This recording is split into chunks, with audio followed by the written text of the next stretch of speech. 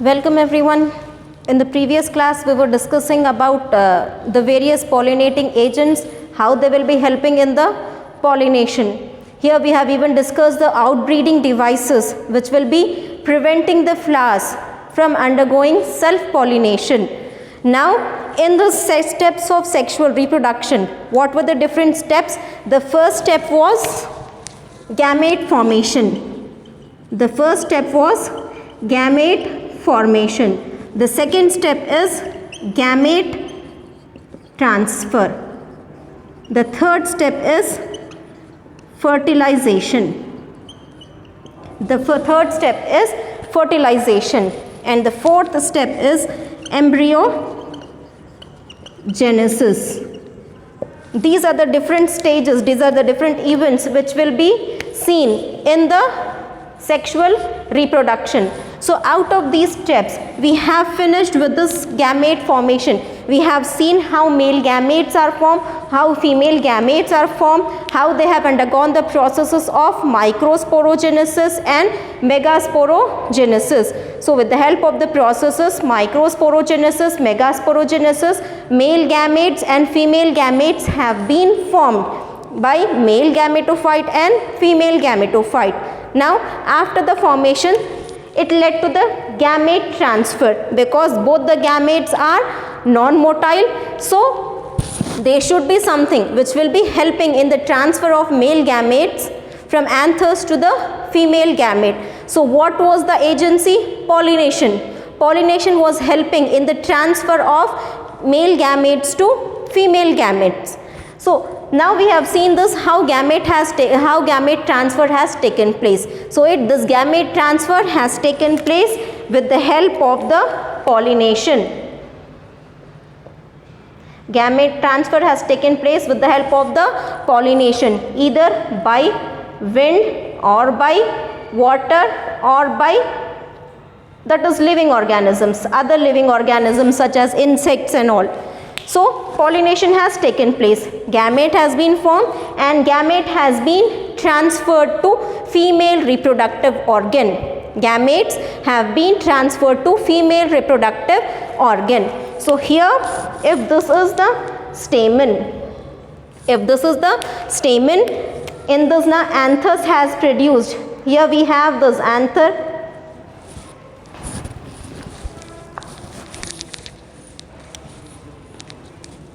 So if this is the stamen, here bilobed anther is there. Inside the sacs, pollen grains have been formed. So I'll draw the pollen grains here on this. Pollen grains have been formed. Okay, these pollen grains will have male gametes in them. Now here we see this is the female reproductive organ or the pistil. In this we have this ovule and inside the ovule we have this embryo sac. This is the female gametophyte. Now the pollen grains has to transfer. The pollen grains which have been formed by the process of gamete formation, these has to be transferred from here to here. So this is the second step, which is gamete formation. Gamete transfer. Gamete formation has taken place here. In this sacs, pollen sacs, gametes have been formed. Now these formed gametes have been transferred from anthers to stigma. So this transfer is called as pollination. This pollination, this transfer from here to here can be either by wind or it can be by water or it can be by various other living organisms such as human beings or insects. Now the gamete has been transferred. The second step is also over. The first step, gamete formation, over. Now gamete has reached from here to here. The second step, that is gamete transfer, is also over. Now for the third step, so now the third step is fertilization. Fertilization of gamete has to take place. So now what happens? So when this pollen grain reaches the stigma, here what happens is pollen and pistil interaction take place. This is the pollen and this whole is the pistil. Their interaction between pollen and pistil will take place. Okay, pollen has been formed. So the pollen which is received by the stigma receives the pollen grain. Okay, now this pollen grain might be of the same species or it might be of the different species. Some pollen grain is coming and sitting on the stigma. It is not necessary that the pollen grain should be, for example, if there is a pollen grain on the stigma of the rose flower. If there is pollen grain on the stigma of the rose flower, it is not necessary that the pollen which is sitting on the stigma of rose flower, it is of rose flower only. It can be of different flower. It can be of lily or it can be of other flower. It can be of marigold, it can be of sunflower. The pollen will be moving here and there. Just when the stigma sees the pollen, it will attract it. At first it won't see whether it is of the same species or the other species. It won't see whether it is of rose or not, whether it is of apple plant, whether it is of other plant. It won't see, but just it catches the stigma. Here the stigma releases some leather, that is sticky substance, with the help of which the pollen grain will stick to it. After the sticking of pollen grain, now there comes a dialogue between pollen grain and stigma. Here, pollen grain and stigma, there will be a dialogue between pollen grain and stigma. Why there will be dialogue? So that the pistil recognizes the right pollen grain. Whether first it will accept any pollen grain. Then the next thing which it will do is it will check whether it is of the same plant or not. If this is the stigma of rose flower, so the stigma will check. As soon as the pollen reaches, it sticks, that is it releases, the stigma releases the sticky substance. So when it releases the sticky substance, pollen grain gets stick to the stigma. Okay, after getting stick to the stigma, the first thing which stigma will do, the first thing which pistil will do is it will check whether the pollen grain is of the same species or not, whether it is from the rose species only or not. Okay, it is not necessary that white rose should get only pollen from white flower. White rose can take pollen from any of the rose flower, but the pollen should be of the rose species. It shouldn't be of sunflower species. It shouldn't be of apple species. It shouldn't be of any that is a brinjal species. It should be of rose species only. So it will check whether the pollen is of same species only or not. So recognizing whether the pollen is same species, that is, we call that pollen as compatible pollen. We call the pollen as compatible. Compatible means pollen grain of the same species. If this pollen which is stick to the stigma, if it is of the rose plant only, another rose plant, then the pollen is compatible. If this pollen which has fallen on the stigma, if it is not of the rose, if it is of apple, not rose, it is of apple. Okay, then we call that pollen grain as incompatible pollen grain. Compatible means pollen grain of the same species. If pollen grain is not same species, then it call it as incompatible. It is incompatible pollen grain. So if it is compatible pollen grain, okay, if it is compatible pollen grain, the stigma will accept the pollen grain and it will allow this pollen grain to grow pollen tube. It will allow the pollen grain to grow pollen tube. When will the stigma allow this pollen tube to grow? When it recognizes that the pollen is compatible. Pollen is of the same species. If the pollen is of the same species, now the stigma will allow this pollen to grow pollen tube, to grow the pollen tube. Okay, so when the pollen tube grows now, so inside the pollen tube, male gametes will be present, 1 and 2 male gametes will be present, and the pollen tube will be coming here. It will be increasing in size and it will come here, pollen tube. along with the pollen tube we get two male gametes. This will also, these two male gametes will also transfer to this embryo sac. So this pollen has to grow. For example, pollen was this only. Now this pollen, in order to come, that is in order to release this two pollens inside. See here, this is a pollen with two nuclei, male nuclei. This is the pollen with male nuclei. Here in some plants, nuclei will already be present, male nuclei will be already formed, and in some plants now, here nuclei will not be present, only one nuclei will be present. Afterwards it will germinate. So we'll come to the process next, but here pollen will be like this on the stigma. Now pollen has to produce pollen tube. Pollen has to produce pollen tube, and inside this pollen tube these male gametes will be present.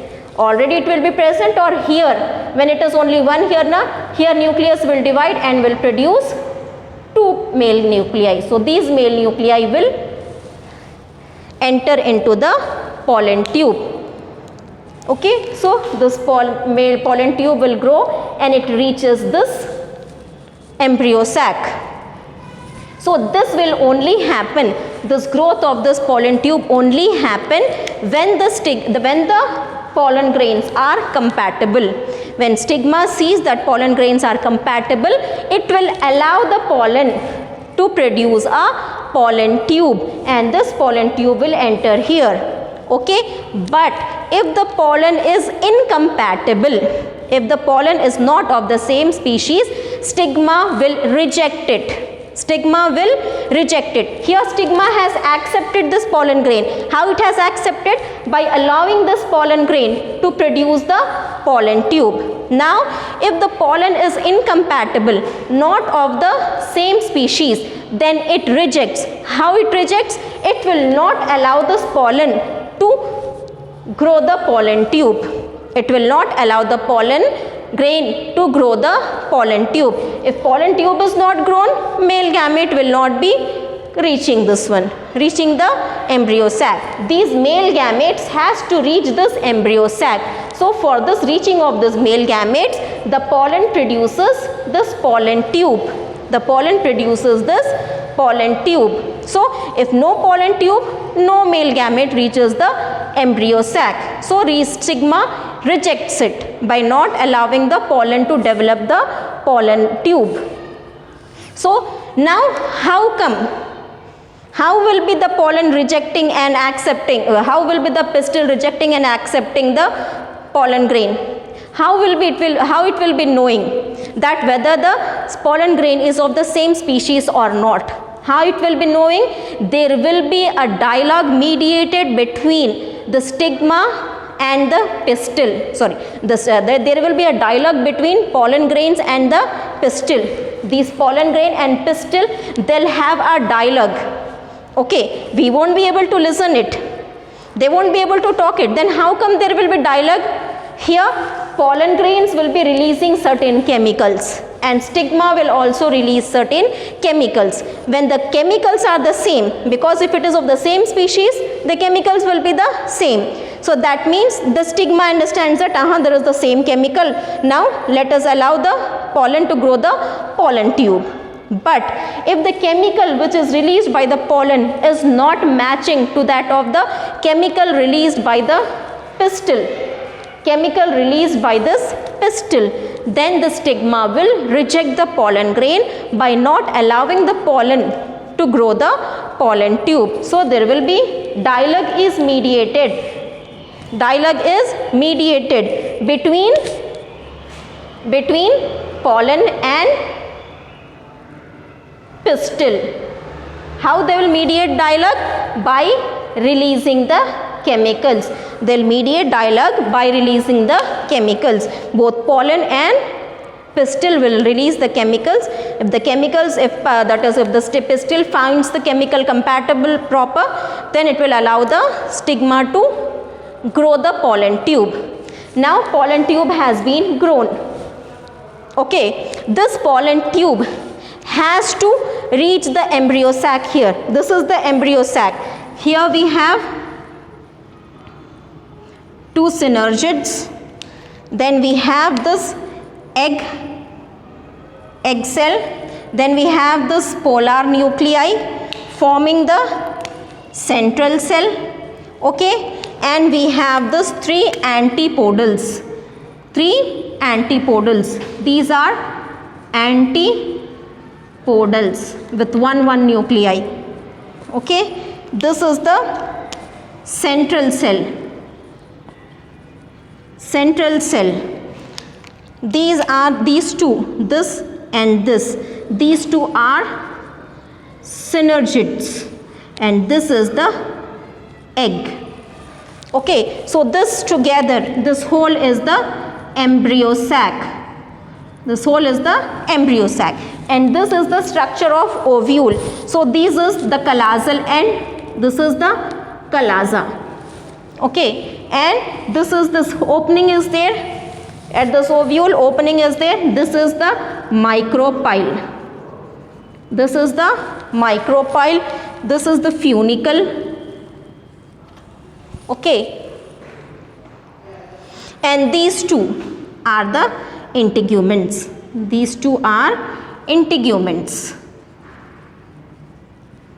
That is outer and inner. Integuments are there.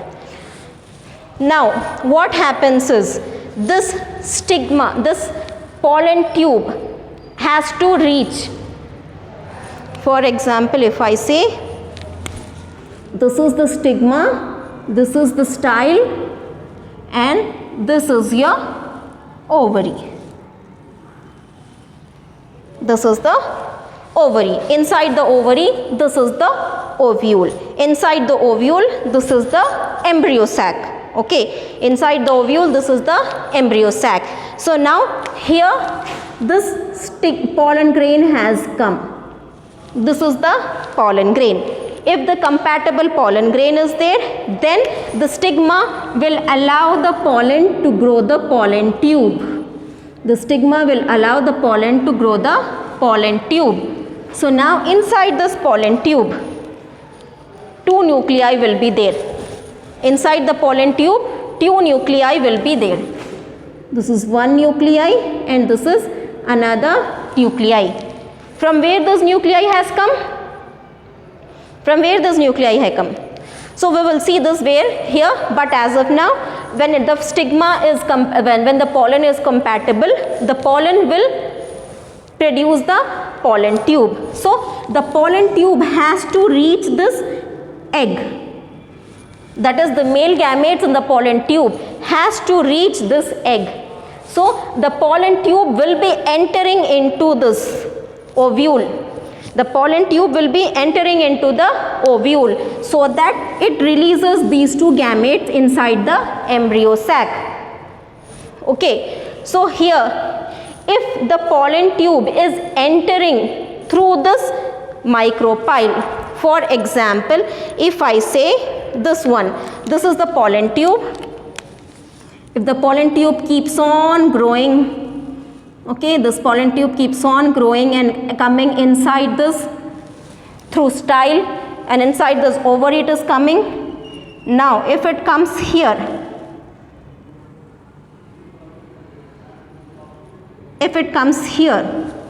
okay, and releases this, along with this now what is coming?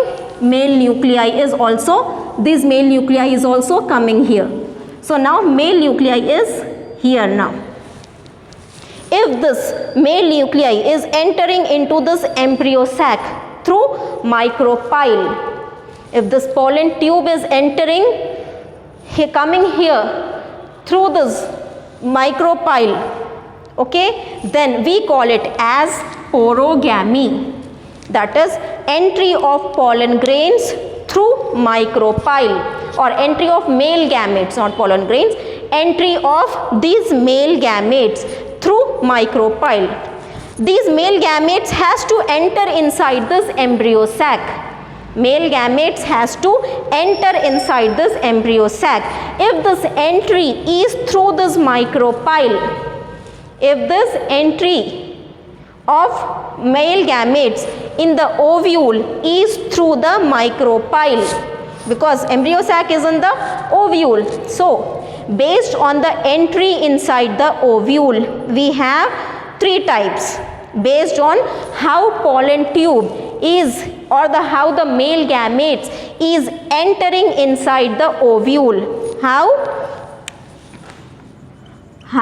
male gametes are entering inside ovule. It is of three types. This entry of male gametes into ovule is by three types. One is if it is through micropyle. See here, this entry of male gametes is through this micropyle, because this is the micropyle and this is the ovule. So male gametes are entering into this ovule with the help of this micropyle. Okay, then we call it this type as porogamy. We call this type as porogamy. But if if it is entering through chalaza, instead of here, if it is entering, this pollen tube is entering through this chalaza. Okay, here, from here pollen tube is entering and releasing it inside this one, releasing it inside the ovule. Then this type of entry is called as chalazogamy. That is entry of male gametes into the ovules through chalaza. Entry of male gametes into ovule through this chalaza. This is called as chalazogamy.